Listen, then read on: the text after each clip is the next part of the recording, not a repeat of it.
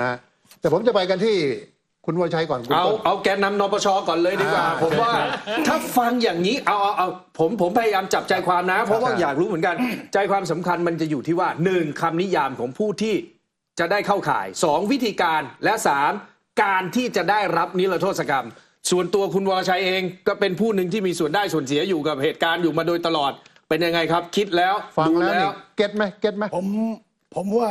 เรื่องนี้เป็นประเด็นสำคัญของชาตินะครับความขัดแย้งทำให้ประเทศย่ำแย่ลงทุกวันเราก็เห็นกันอยู่นะเพราะฉะนั้นเนี่ยถ้าความขัดแย้งไม่มีประเทศเดินหน้าได้แน่นอนเราเห็นยุคสมัยที่พลเอกเปรมจำได้นะฮะจำได้สมัยนั้นเนี่ยมีความขัดแย้งกันอย่างรุนแรงพรรคคอมมิวนิสต์เป็นตัวนำในเรื่องของการต่อสู้ที่มีอุดมการณ์ทางการเมืองแบบคอมมิวนิสต์เราจะเห็นว่าในสมัยนั้นถึงขนาดว่าจับคน700 คนขึ้นเฮลิคอปเตอร์และโยนทิ้งลงมาเผาบนถังแดงนี่คือความตายและความเจ็บปวดของความขัดแย้งทางการเมือง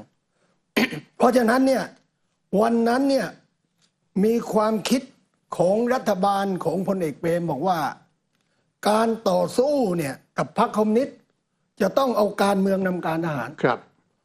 ปราบใช้กำลังใช้อาวุธคนตายคนเจ็บเสียหายของชาติไม่รู้เท่าไหร่เพราะฉะนั้นเริ่มคิดนโยบาย66/23ผมจำได้ฮะ คนที่คิดเรื่องนี้คือ คุณประเสริฐทรัพย์สุนทรเขาเรียกอาจารย์เสริฐครับแล้วผ่านมายังพลเอกชวลิตแล้วผ่านมายังพลเอกเปรมจึงคิดว่า66/23นั่นเนี่ยทำอะไรบ้างครับเช่นให้มีการเจรจาให้ที่ทำกินนิรโทษกรรมเรื่องคดีทุกคดีอ่ะตั้งแต่ทำให้ถึงแก่ชีวิตเสียทรัพย์เรื่องคดีเกี่ยวกับหมิ่นสถาบันผมพูดเบาๆหน่อยนะแต่ว่าความคิดอุดมการณ์คอมมิวนิสต์เนี่ยคือภูเขา3 ลูกที่เขาบอกว่าอะไรบ้างเนี่ยทุกคนที่อยู่ในป่าเนี่ยคุณประพันธ์ก็คงจะรู้ว่าเป็นยังไงเพราะฉะนั้นเนี่ยในความคิดขนาดนั้นเนี่ยก็มีความคิดว่าต้องเอาการเมืองนำการทหารเน้นการเจรจาก็เลยคิดถึงแนวทาง66/23ผลที่สุดเนี่ยออกมาเป็นคำสั่งใช้อำนาจบริหารของยุคพลเอกเปรมทำให้พรรคคอมมิวนิสต์สลายนะครับแล้วก็นำไปสู่การทำกฎหมายนิรโทษกรรมตามมาย้อนหลังนะฮะผลที่สุดบ้านเมืองสงบไหมอันนี้กำลังจะบอกว่ายังไงฮะผมต้องการบอกว่าการทำนิรโทษกรรมเนี่ยมันจำเป็นอย่างยิ่งเดี๋ยวจะพูดพันไปถึงว่าคดี1-2เนี่ยจะทำอย่างไรผมปูทางไว้นะฮะปูทางไว้เพราะเดี๋ยวจะต้องพูดถึงเรื่องนี้เพราะฉะนั้นเนี่ยที่ฟังมาเมื่อกี้เป็นยังไงคดีรุนแรงขนาดเรื่องของสถาบันเรื่องของทำให้เสียทรัพย์ทำให้เสียชีวิตเผาสวนยางเป็นหมื่นไร่ของประชาชนเนี่ยคือทำให้เสียทรัพย์เสียชีวิตทุกอย่างเกิดขึ้นในยุคนั้นแล้วทำไมเหตุการณ์66/23ก็คือนิรโทษกรรมนั่นแหละพูดง่ายๆไม่ต้องบอกว่าเป็นคำสั่งหรอกแล้วสงบไหมสงบเศรษฐกิจของประเทศโตยุคพลเอกเปรมเนี่ยยุคนั้นเนี่ยประชาธิปไตยครึ่งใบด้วยแต่ว่าทำไมประเทศสงบทำไมประเทศเดินหน้าได้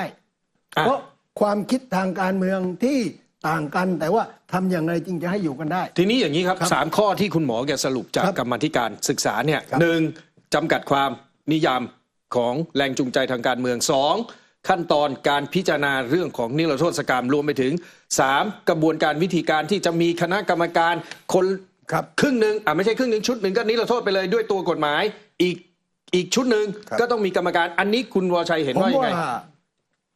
อย่ายืดเยื้อยึกยักนี่คือเรื่องสำคัญที่สุดนะ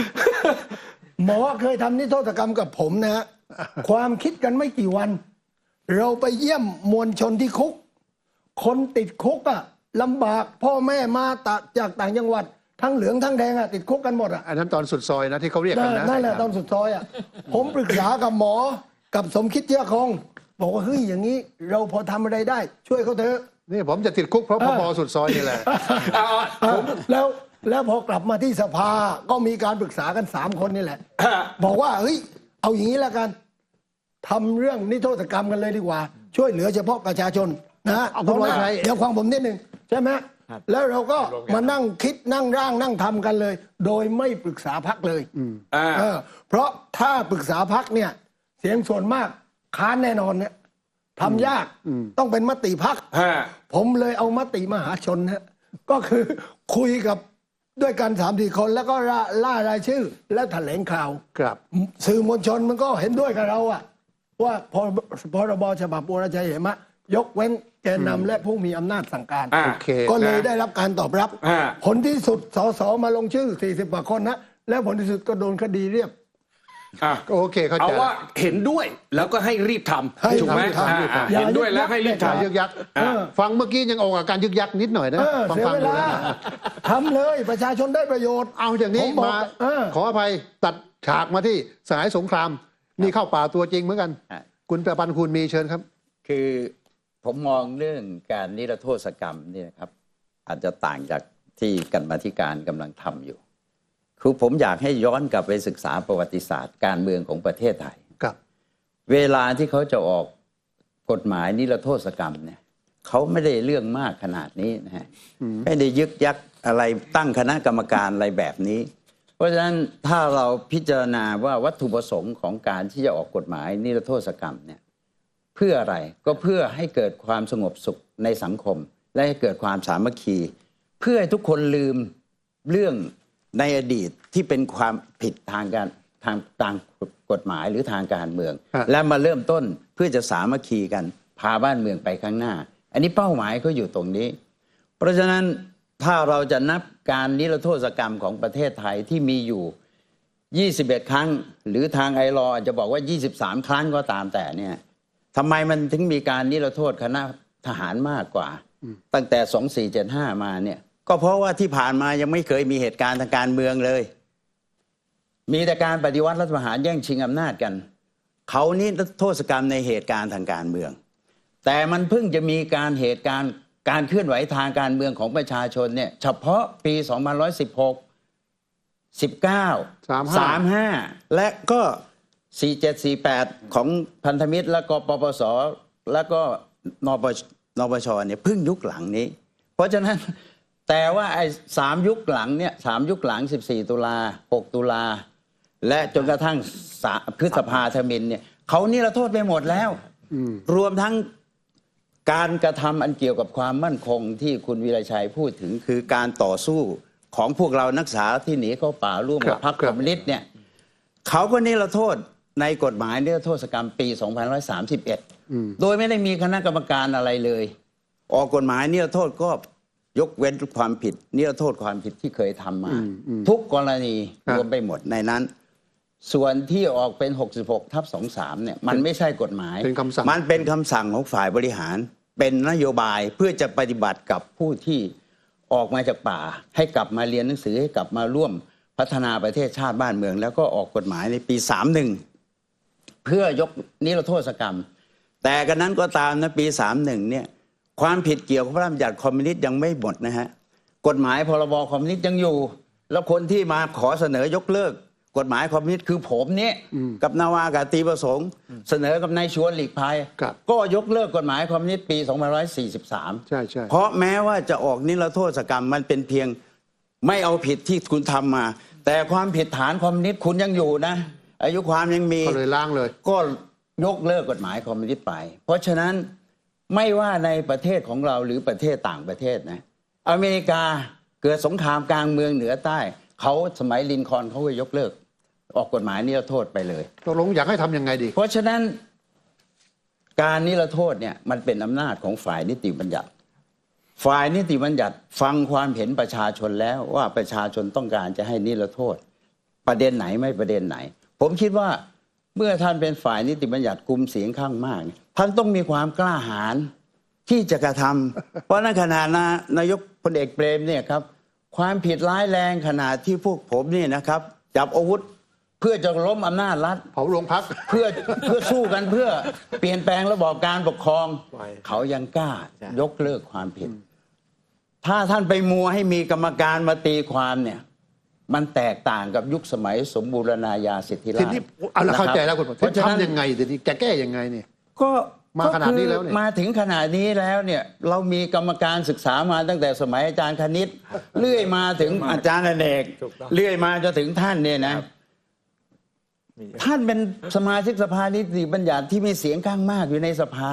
ท่านก็ต้องมีความกล้าหาญที่จะออกกฎหมายนี้ ให้ผ่านสภา กำลังบอกว่าคุณหมอเชิดชัยไปบอก นายกเศรษฐาจบแล้วไหม เพราะฉะนั้น ในกรณีของพวกเรานี่นะครับไม่ว่าพันธมิตร ไม่ว่านปชไม่ว่ากปปสเนี่ยเขาเรียกว่าการนิรโทษเหตุการณ์ทางการเมือง ผู้ใดที่เข้าร่วมการชุมนุมในเหตุการณ์ทางการเมืองทั้ง3เหตุการณ์นี้ท่านนิรโทษไปถือว่าไม่มีความผิดเลย ไม่ว่าจะเกิดขึ้นจากการกระทำความผิดในกฎหมายใด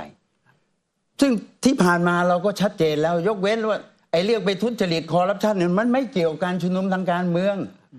ส่วนเรื่องการกระทำความผิดต่อสถาบันพระมหากษัตริย์มันไม่ใช่การเรียกร้องชุมนุมทางการเมือง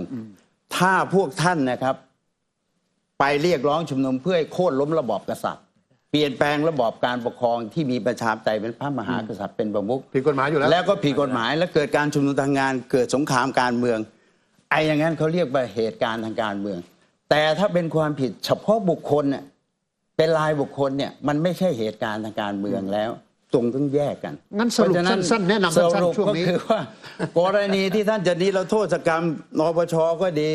หรือพันธมิตรก็ดีหรือกปปสก็ดี สามารถกระทำในลักษณะเดียวกันกับประวัติศาสตร์ของการนิรโทษ ในเหตุการณ์ 14 ตุลา 6 ตุลา 35 ปี 35 ซึ่งขณะนั้นทั้งผู้ที่เป็นฝ่ายทหารทั้งฝ่ายประชาชนได้รับการนิรโทษไปหมด โอเค ผมคิดว่าทำไปในลักษณะ คุณ นี้ หมอเชิดชัยอยากจะตอบอย่า ทำ เพิ่ง ให้ อย่าเพิ่ง เกิด ตอบ เกิ ไป ดผ ที่ ลในทางกฎหมาย ไปที่ผู้ใหญ่การก่อนคุณต้น ผมเข้าใจคือพยายามจับประเด็นนั้นแหละเห็นด้วยต้องมีเรื่องโทษ แต่ไม่ต้องไปแยก 25 ฐานความผิดไม่ต้องนู่นนี่เลย อ๋อ ใช่ไหม ใช่ แต่ต้องมีกรอบนั่นแหละ ถ้าเป็นการชุมนุมทางการเมืองจบไป ส่วนเรื่องละเอียดอ่อนเดี๋ยวเราว่ากันเบรก 2 มาร่วมสนับสนุนท็อปนิวส์นำเสนอความจริงได้แล้ววันนี้ เพียงกดปุ่ม Super Thanks แล้วเลือกจำนวนเงินตามที่ต้องการได้เลยครับ ขอบคุณครับ